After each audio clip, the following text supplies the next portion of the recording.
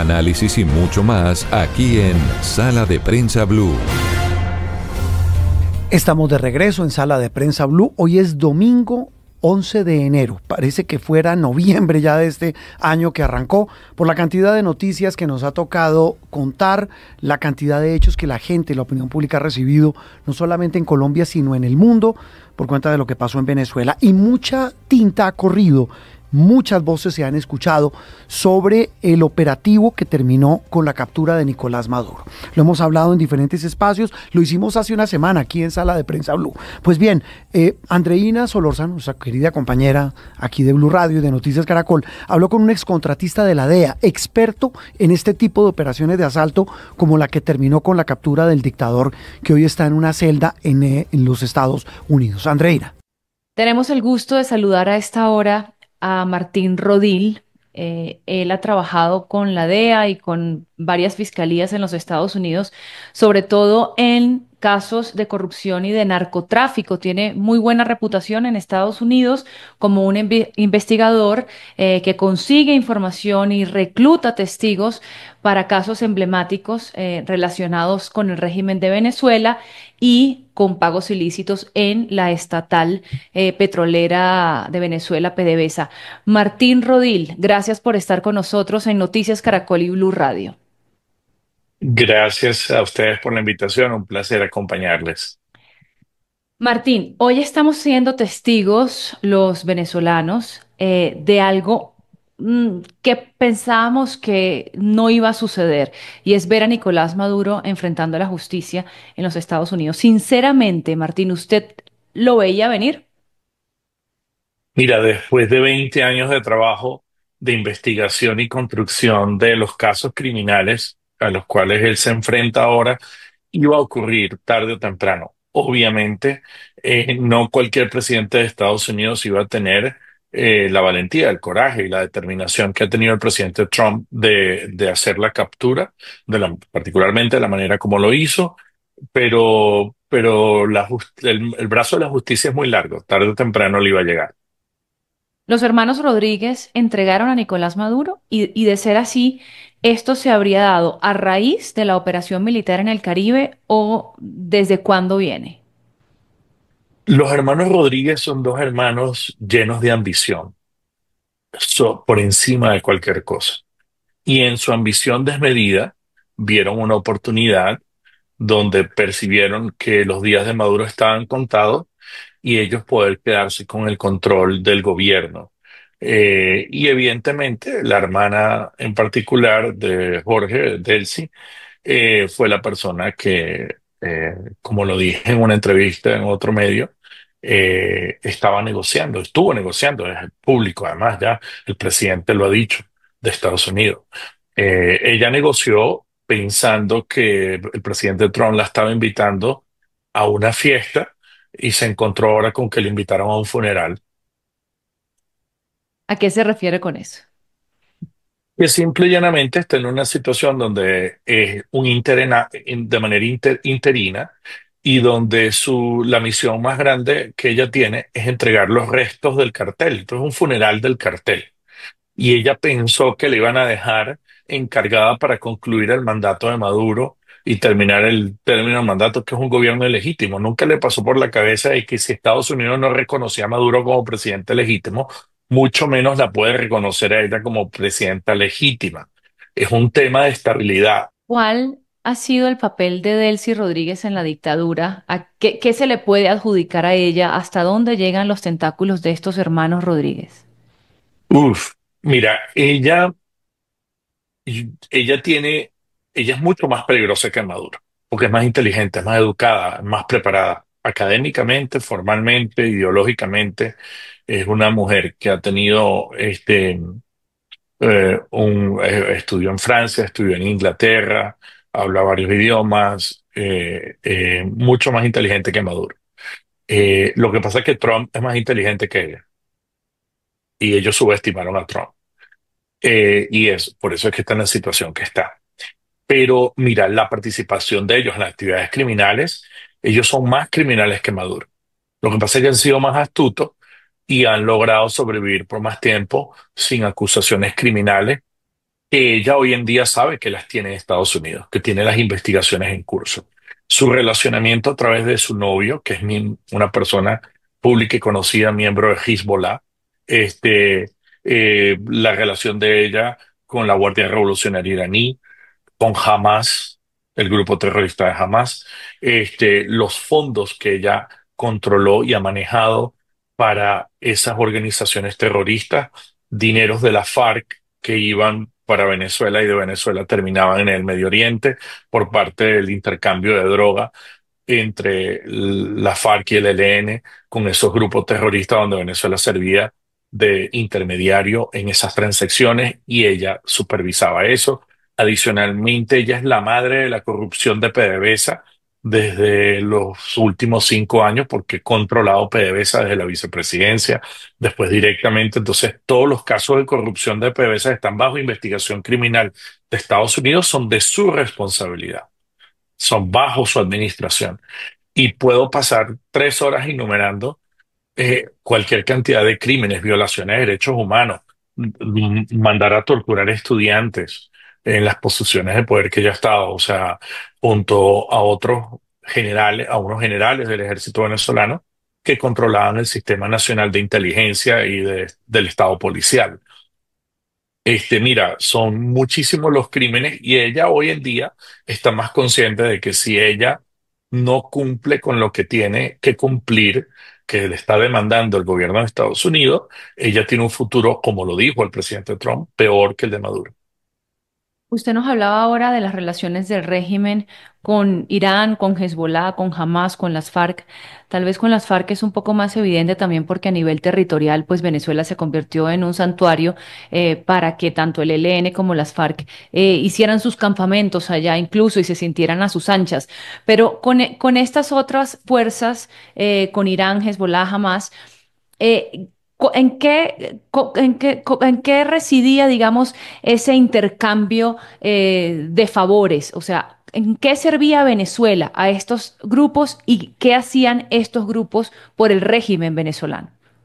Mira, a partir de que Chávez logra consolidar el poder después del referéndum revocatorio del año 2004, que es un tema para discutirlo en otro programa sobre la manipulación de las elecciones, pero logra consolidar el poder, él abre una estrategia abiertamente ante Estados Unidos, una agenda internacional, y se empieza a profundizar las alianzas con Rusia, con China, obviamente con Cuba. Cuanto enemigo de Estados Unidos existe en el mundo, él se alió, incluso Corea del Norte. Pero probablemente el país con el que más intercambio después de China tiene es con Irán. Irán no viene solo, Irán es un combo. Ese combo viene con la Guardia Revolucionaria iraní, con Hamas y Hezbollah. Fundamentalmente Hezbollah, que es chiá, igual que los iraníes. La gente de Hamas son sunitas y a pesar de que son dentro del Islam dos ramas diferentes, por razones de terrorismo se la llevan bien y se entiende. Entonces, cuando esa relación comienza más o menos en el 2005 con el presidente para entonces de Irán, Ahmadinejad, y Hugo Chávez, empiezan a haber una serie de encuentros entre la estructura de poder venezolano que incluye a 3 personas en particular: Delcy Rodríguez, Nicolás Maduro, que era el canciller, y Hugo Carvajal, que era el director de inteligencia militar, que también está en la misma prisión que se encuentra el señor Maduro. Entonces, estas 3 personas se le agrega un cuarto, Tarek El Alzami, que es venezolano de origen druso sirio. Entonces, estas 4 personas empiezan a viajar constantemente a Teherán y empiezan a hacer una serie de acuerdos de cooperación que parecían acuerdos de cooperación energética, comercial, pero que en el fondo eran cubiertas para otro tipo de actividades. Y en una de esas, ir y venir, se crea un matrimonio, digámoslo así, entre las organizaciones terroristas del Medio Oriente que siempre andan buscando formas y maneras de financiar sus actividades y sabían que en Venezuela ya las FARC estaban protegidas por Hugo Chávez y ven una oportunidad en el tráfico de cocaína desde Venezuela, que lo produce la FARC, hacia los mercados europeos y algunos mercados asiáticos controlados por estas organizaciones terroristas. Martín, ¿qué hay detrás realmente de esta ofensiva de Donald Trump en contra del régimen de Maduro? ¿Es realmente un tema de narcotráfico? Hay otros que están aduciendo que son los intereses petroleros, como el mismo Donald Trump dijo varias veces sobre el interés en el Ujú. petróleo. Pero tengo entendido que usted tiene información de que esto podría ser mucho más profundo que esto y de lo que se está hablando, y que hay mucha más información de la que se está hablando hoy en día en ese tribunal en los Estados Unidos. So, ciertamente hay temas geopolíticos primero hay una nueva doctrina, hay bueno, no una nueva doctrina, lo que se llamaba la doctrina Monroe. El presidente Trump y su equipo la toman y la redefinen de acuerdo a las circunstancias de hoy, no de hace 100 años, que es América para los americanos. Entonces, fuera China, fuera Rusia, fuera Irán, incluso a Cuba, le dicen, usted se queda en su isla y no moleste. ¿Ok? Entonces, en ese contexto se da este proceso donde empiezan, si tú recuerdas, la primera acción del presidente Trump tomando el poder en esta segunda administración es llamar a Panamá y decirle a Panamá, me saca a los chinos del canal de Panamá. No acepto a los chinos ahí porque el canal lo construí yo, lo pagué yo, se lo dimos a ustedes por $1 simbólicamente, pero parte del acuerdo Torrijos-Carter es ustedes no permiten que que ningún tercer país controle el canal, y es lo que ustedes están haciendo con China. Entonces, ahí empieza a definir su política exterior hacia América Latina. Le dice a los mexicanos, ustedes tienen que poner orden en su casa y me paran los precursores químicos que llegan de China a México para crear el fentanilo.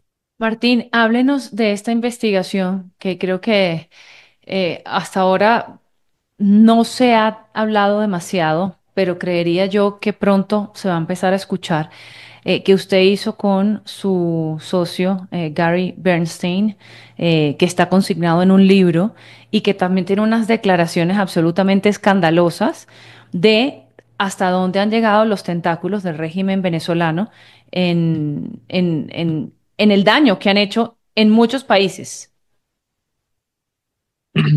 Mira, voy a comenzar porque para poder entender el por qué ellos lograron hacer, porque era difícil de entender, y te lo digo que la investigación que nosotros hicimos durante 5 años, la parte más difícil de la investigación era convencer a los americanos de que estos señores habían hecho cosas mucho más allá de vender droga en Estados Unidos, o mucho más allá de aliarse con 4 enemigos, 5 enemigos de Estados Unidos, sino que habían llevado a cabo un ataque híbrido. Y cuando digo un ataque híbrido, Venezuela incluso China, que es una potencia militar, la segunda más grande del mundo, sabe que en términos convencionales, militarmente hablando, no puede derrotar a Estados Unidos. Entonces, atacan a Estados Unidos con una guerra híbrida. O sea, si te puedo envenenar la población, te la enveneno con drogas, si te puedo sabotear el, el, el, el mundo del cibernético, lo voy a hacer y te puedo llevar adelante una serie de ataques que no son convencionales. Entonces, en ese contexto, Venezuela, Chávez, que se sienta sobre 300 billones de barriles de petróleo, que es el depósito de petróleo más grande del mundo, que además tiene oro, bauxita, hierro, diamantes y una cantidad de otros minerales de los cuales estuvo vendiendo y estaba recibiendo tanto dinero. Bueno, el cálculo del Departamento del Tesoro es más o menos 2,7 miles de billones de dólares, o sea, 2,7 trillones en inglés, trillones de dólares, 2,7 trillions. Estamos hablando de unos números pero para darte una idea, el presupuesto anual del Pentágono son como 800 billones de dólares. Esto es una cifra para un país del tamaño de Texas y California brutal, pero además la mayor fábrica de pobreza del mundo entero, porque comparado para los ingresos que tenían y la cantidad de pobres que ha creado, no hay una correlación alguna con ningún otro país.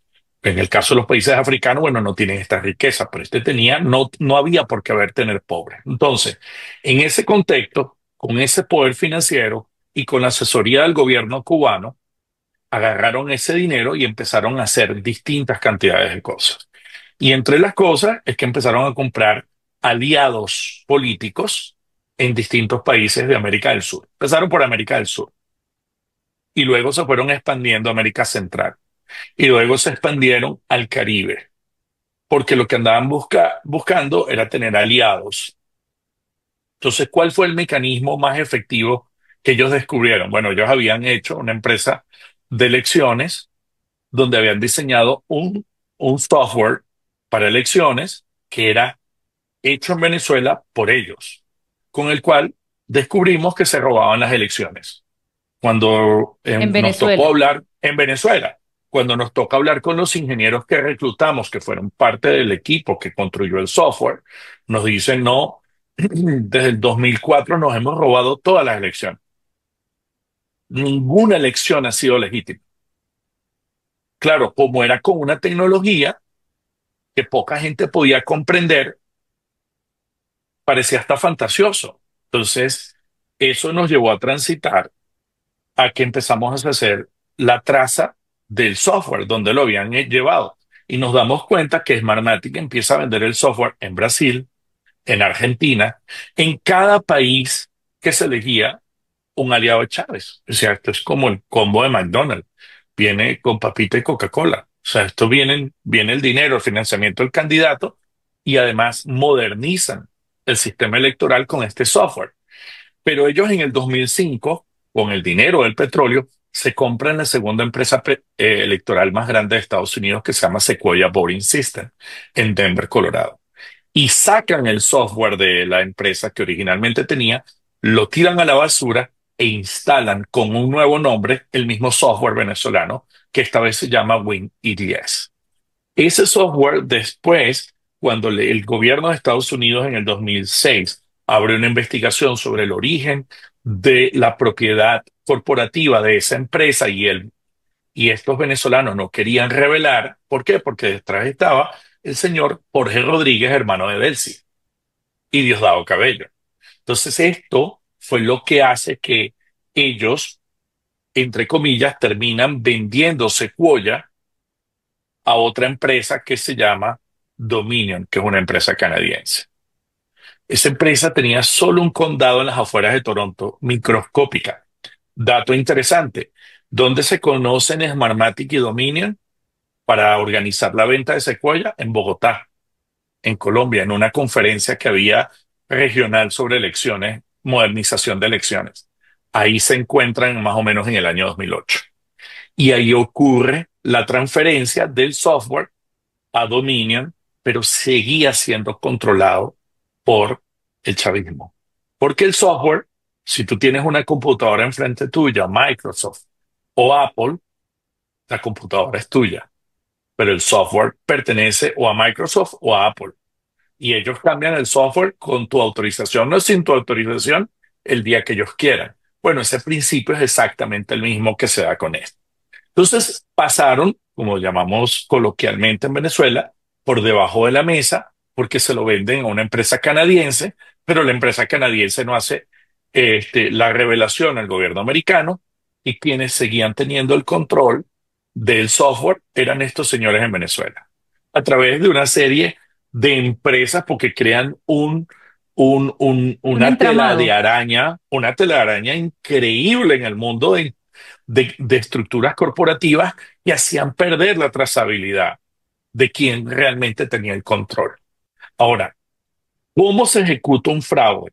Eso requeriríamos que pasemos 1 hora, 2 horas hablando en otro programa porque tendría que explicarte la arquitectura del software, los elementos que componen el proceso electoral, cómo eso se manipula, cuáles son los elementos de manipulación, cómo está estructurado el software con puertas traseras que permiten la interacción con personas no autorizadas en los procesos electorales para que ingresen al sistema y alteren data, el cómo se compensa la alteración que se hace a nivel electrónico con papeletas físicas, por si hay una auditoría, las cosas coincidan.